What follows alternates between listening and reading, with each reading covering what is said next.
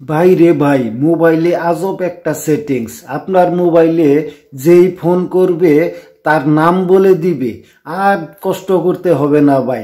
অনেক সময় দেখা যায় আপনি গুরুত্বপূর্ণ একটা কাজ করতেছেন, ওই সময় ফোন আসে, কিন্তু আপনি বুঝতে পারেন না যে এটা কে ফোন করেছে।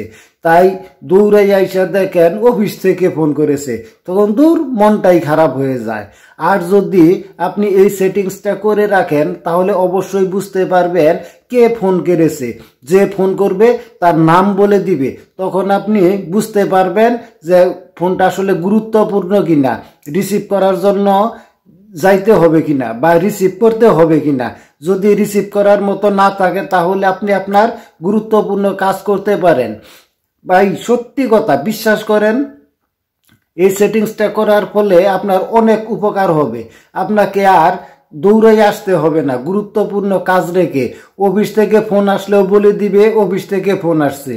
আর যদি কেউ আপনাকে ফোন করে সেটাও বলে দিবে যে অমুক লোকে ফোন করেছে, সরাসরি তার নাম বলে দিবে।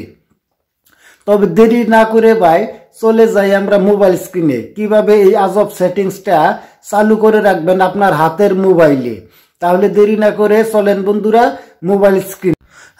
আপনাদের অফিসিয়াল কলার অ্যাপসে যাবেন। কলার অ্যাপস থেকে ক্লিক করার পর উপরে ডান পাশে থ্রি ডট দেখতে পাবেন, সেখান থেকে সেটিংস অপশনে চলে যাবেন। সেটিংস অপশনতে নিচের দিকে স্ক্রল করে দেখবেন caller ID announcement. Caller ID অ্যানাউন্সমেন্টে ক্লিক করবেন, তারপরে আপনারা পেয়ে যাবেন এখানে কলার আইডি অ্যানাউন্সমেন্ট। এখানে দেখবেন অ্যালাউ আছে, এখানে আপনারা সবসময় অলওয়েজ দিয়ে রাখবেন। এখানে অলওয়েজ করার পরেই কিন্তু আপনার কাজটা হয়ে যাবে। আপনি এখনই করে রাখেন।